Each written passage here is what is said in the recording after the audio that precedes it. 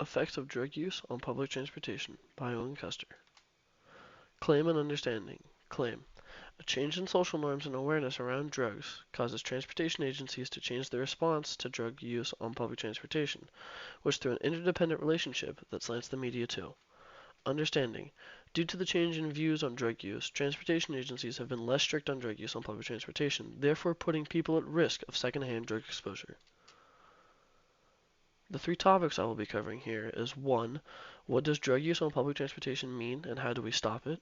2. How does drug use affect riders and operators? And 3. What coverage has the media released about drugs on public transportation and how has the media slanted opinions on drugs? Background of drugs on public transportation. An assessment given by the UW says researchers detected methamphetamines in 98% of surface samples and 100% of air samples, while fentanyl was detected in 46% of surface samples and 25% of air samples.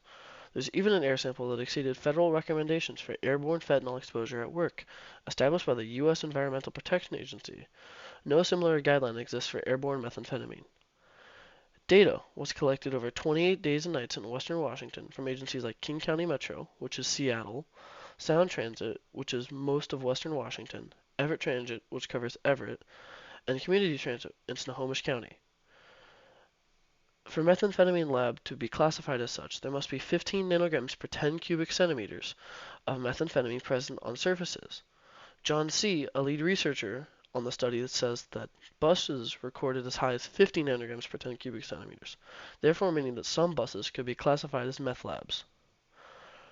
Operators are different from riding public because operators are exposed for a much longer period of time, says Mark Boudreau, a research industrial hygienist in the UW Department of Environmental and Occupational Health Sciences and co-leader of this assessment. Agencies plan to improve. King County Metro plans to discourage or prevent the drug use on transit, and the first step to reducing levels in the air on surface. Metro has 120 transit security officers and is budgeted to grow to 140. Metro has 1,540 buses, meaning that currently one person has to be on police almost 13 buses at the same time. In the future, the number would drop to 11 when grown to 140 people. Metro also has made progress on the highest priority interventions thanks to work that began several years ago that we continue to advance today. Key among them was to upgrade the ventilation systems and improve cleaning practices. Metro buses are outfitted with MERV 11 and MERV 13 filters, the best possible filtration available for transit vehicles capable of filtering airborne viruses and drug smoke particulates. We are in the process of converting the remaining 448 buses in the MERV 11 to MERV 13 in the coming weeks. Enhanced bus cleaning practices were recently piloted at 2 bases. The initial study indicates that they are highly effective at reducing drug residue to the lowest possible levels, which in turn provides the best standard of safety for our riders and team members. Those bus cleaning practices will expand to all 7 bases, including upgrading from dry sweeping to HEPA vacuums to implementing detergent-based cleaning of buses every 10 to 14 days. Daily wipe downs of high-touch areas in the driver's area will also continue to take place. Community Transit plans on taking the following steps: increasing security and expanding the agency's Transit Security Officer, or TSO program. TSOs enforce community transit rules of conduct, which explicitly prohibit smoking and drug use. TSOs work closely with other resources, including transit police officers, social workers, service ambassadors, and field supervisors. Improving air quality on buses and upgrading air filters from MERV 7 to MERV 13 on most community transit buses. MERV 13 filters are recommended by the UW researchers and the public health officials because they remove most particulates, including smoke, smog, and viruses. The agency is working to complete installation of new filters by the end of September 2023. On double-decker buses where this type of filter is not compatible, the filters have been upgraded to MERV 11, while the agency works with manufacturers to determine the best way to accommodate MERV 13 filters. Enhancing cleaning procedures and implementing deep clean of buses using best practices and products for removing and neutralizing drug residue, while incorporating advice from Snohomish County Health Department and private sector firms that specialize in drug-related cleanups. Community Transit is actively procuring vendors for support of these efforts. Everett Transit. Everett Transit plans on partnering with the Everett Police Department to launch the See Something, Say Something campaign, which empowers operators and transit riders to speak up when they see illegal conduct to ensure it is addressed immediately. Updating training has been provided to operators about how to address individuals using substance on public transit. All fixed route buses are equipped with MERV 13 filters. Everett Transit operators, the 35 and 40-foot coaches, which gives operators the enhanced ability to see behaviors taking on place on the coach. In addition, all riders are required to enter through the front door and interface with the operator, which can help deter some unwanted behavior.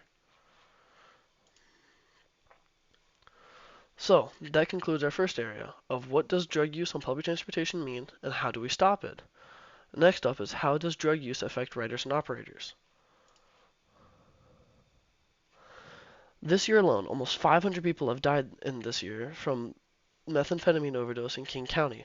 More than 700 have died from fentanyl overdose. That's over half than all of last year.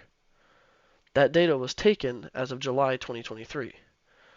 Drug overdoses in Washington, or drug overdose deaths have already reached disturbingly high levels across Washington, with 2,646 people dead over the past year from all types of drug overdose, more than 1,800 of those deaths linked to synthetic opioids including fentanyl. Transit operators have filed safety incidents and reports were discouraged from filing reports about passenger smoking drugs, or they were even stopped from driving because of headaches, dizziness, or difficulty breathing. Last year, King County Metro employees filed 52 workers' compensation claims, which 16 were entitled to lost work time based on drug exposure. According to the Center for Disease Control and Prevention, overdose deaths involving synthetic opioids other than methadone, which include fentanyl and fentanyl analogs, increased more than 22% from 2020 to 2021.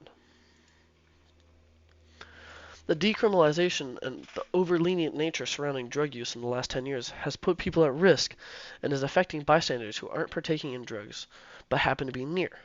As you can see here, the national drug-involved overdose deaths among all ages from 1999 to 2021, you can see the significant increase from about 2016 to 2021. Over here is the rolling 12-month death rate of fentanyl. Just from fentanyl, you can see the increase of 529% in Colorado, and among all the other states, you can see the drastic increase. This takes from July of 2018 to September of 2021. And here is the violent crimes that were reported by people that were on fentanyl and methamphetamines. You can see in 2022 the significant amount of people that have had shots fired claims, shooting but non-fatal claims, and shooting and fatal claims.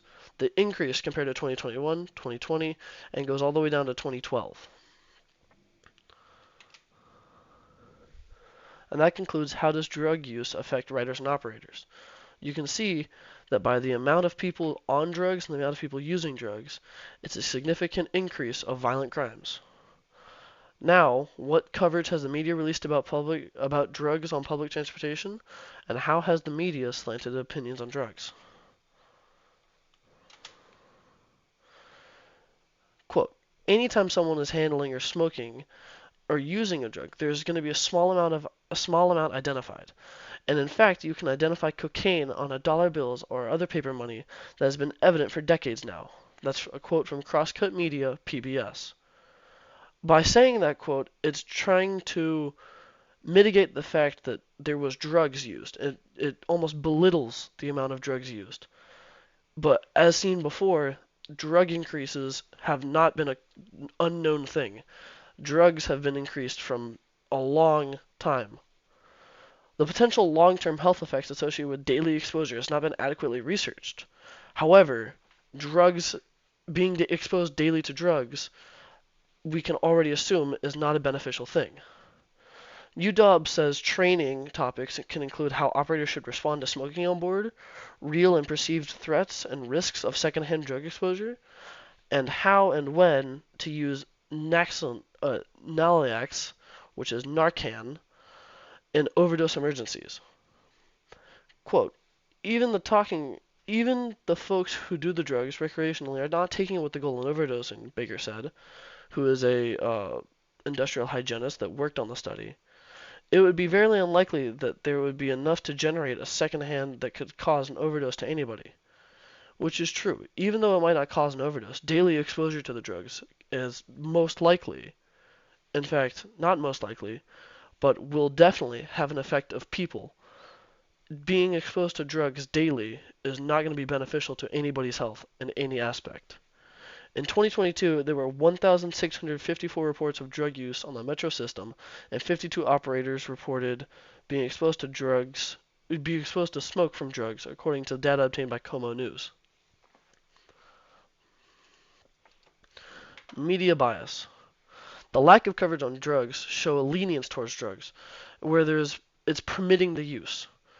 An interdependent relationship is shown where the public opinion shifts about drugs due to not knowing the extent of the drug use and the amount of people using drugs, which leads to transportation agencies doing less to protect the people and creating the lenience of drugs because not everybody understands how many people are on drugs, which then leads to innocent people being put at risk of secondhand drug exposure from all the people on transportation using drugs, which the media doesn't cover or underreports the coverage of drug use, which then creates the public opinion to shift again and become a lenience about drugs because not everybody understands the amount of people on drugs. And it's a cycle that repeats and repeats and repeats. How is the media biased? By not reporting on drug use, the media creates a kind of head in the sand scenario where everyone in Seattle sees the drug use and homelessness problem but doesn't understand the sheer amount of people on drugs. According to Como 4, quote, 87% of people when seeing a person using drugs does nothing to stop the user. Instead, they do their best to ignore or they will leave the situation. By ignoring the drugs, it perpetuates the acceptance of drugs used in your presence. And in public transportation on a bus in a confined space of 180 square feet, which is a little larger than the average U.S. bedroom, drugs cause harm and unneeded stress. By not reporting drug usage and ignoring the drug epidemic in the U.S., has especially in public transportation, we as a civilization are making matters worse. And there concludes the third and final topic of the presentation, of what coverage has the media released about drugs on public transportation, and how was media slanted opinions on drugs.